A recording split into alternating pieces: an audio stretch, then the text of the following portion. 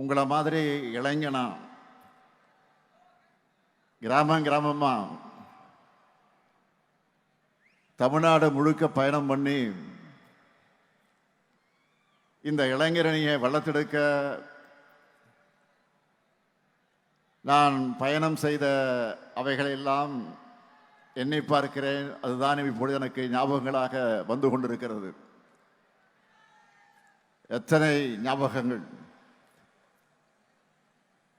இரவு பகல் பார்க்காம, தூக்கம் இல்லாம கிராமங்கள் தோறும் கொடியேற்றம், திண்ணை பிரச்சாரம், நாடகம், பொதுக்கூட்டம் என கழக நிகழ்ச்சிகளை நடத்தியிருக்கோம். அப்படி உழைச்சி வளர்த்த திராவிட முன்னேற்ற கழகம் 75 ஆண்டுகளை நிறைவு செஞ்சிருக்கிறோம்.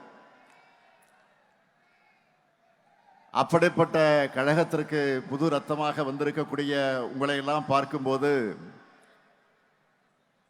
புது மகிழ்ச்சியும் நம்பிக்கையும் பிறக்குது. அது மட்டுமல்ல, உங்களுடைய எனர்ஜி எனக்கு டிரான்ஸ்ஃபர் ஆகியிருக்கு. இப்போ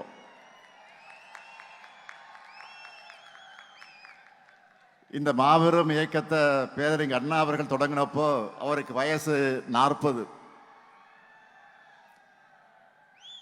தலைவர் கலைஞருக்கு 25 வயசு தான். பேராசிரியர், நாவலர்னு பலரும் அவங்களோட இருந்தவங்க அத்தனை பேருக்கு 20கள் தான் இருந்திருக்கிறாங்க. அவங்க எல்லாம் எப்படி ஃபயராக இருந்தாங்க என்பதற்கு ஒரு எக்ஸாம்பிள் சொல்றேன். 1941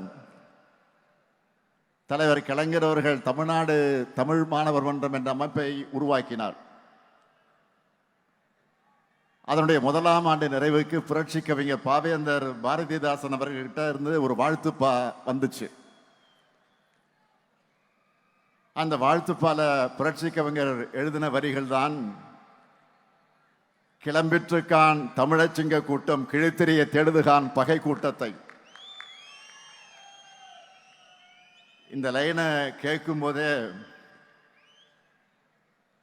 அந்த இளைஞர்கள் எப்படி ஃபயராக இருந்திருப்பாங்கன்னு உங்களுக்கு புரியும். அந்த ஃபயர் பிராண்ட் தான் நம்ம திமுக.